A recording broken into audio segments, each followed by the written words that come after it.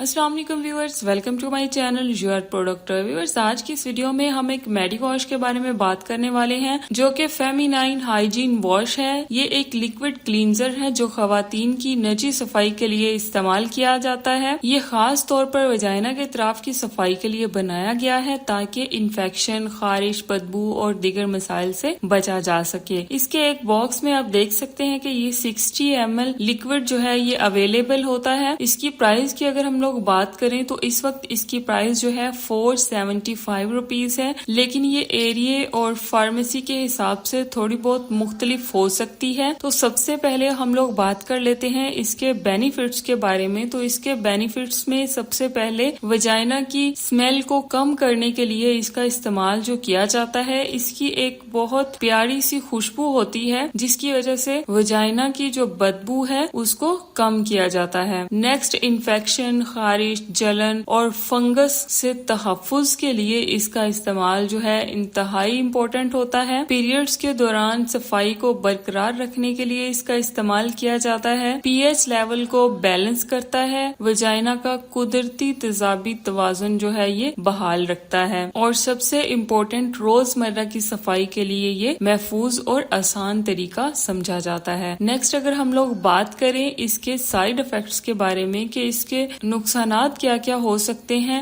اگرچہ یہ عام طور پر محفوظ ہے مگر کچھ خواتین کو کچھ شکایات جو ہے وہ ہو سکتی ہیں، جیسا کہ الرجی یا پھر خارش ہو سکتی ہے۔ اگر آپ کی جلد حساس ہے بہت زیادہ تو اس کی وجہ سے جلن بھی ہو سکتی ہے، اور کچھ فیمیلز میں خشکی ہو سکتی ہے۔ زیادہ استعمال کرنے سے جو قدرتی نمی ہے وہ کم ہو سکتی ہے۔ نیکسٹ، اگر بہت زیادہ استعمال کیا جائے تو مفید بیکٹیریاز بھی ختم ہو سکتے ہیں جو کہ انفیکشن سے ہمیں بچاتے ہیں، اور کچھ فیمیلز کو برننگ سینسیشن یعنی بعض اوقات لگانے کے بعد ہلکی سی جلن جو ہے وہ محسوس ہو سکتی ہے، تو اس لیے آپ نے اس کا استعمال کرنے سے پہلے اپنے ڈاکٹر سے کنسلٹ کرنا ہے۔ نیکسٹ، اگر ہم لوگ بات کریں اس کے استعمال کا طریقہ کیا ہے، تو سب سے پہلے واش یور ہینڈس، اپنے ہاتھوں کو آپ نے اچھے طریقے سے دھونا ہے۔ اس کے بعد میڈی واش کو آپ نے اپنے ہاتھ پر چند قطرے لینے ہیں۔ نہانے یا پھر واش روم جاتے وقت آپ نے تھوڑا سا اس کو لگانا ہے، اور آپ نے اس بات کا خاص خیال رکھنا ہے کہ اندرونی حصے پر ہرگز استعمال نہ کریں۔ جسٹ ایکسٹرنل جینیٹل ایریا میں ہی اس کا استعمال جو ہے وہ محفوظ رہتا ہے، اور آپ نے اس کو نرمی سے 20 سے 30 سیکنڈ تک صاف کرنا ہے۔ اس کے بعد نیم گرم پانی سے یا پھر نارمل پانی سے اچھے طریقے سے دھو لینا ہے۔ روزانہ یا ہفتے میں آپ نے 3 سے 4 بار اس کا استعمال جو ہے وہ کیا جا سکتا ہے، خاص طور پر پیریڈز کے دوران یا پھر اس کے بعد بھی۔ اور سب سے امپورٹنٹ بات کہ کب استعمال نہیں کرنا چاہیے، اگر آپ کو پہلے سے انفیکشن، جلن یا الرجی ہے تو ڈاکٹر کے مشورے سے اس کا استعمال کرنا انتہائی ضروری ہے۔ اگر آپ نے ڈاکٹر سے مشورہ نہیں کیا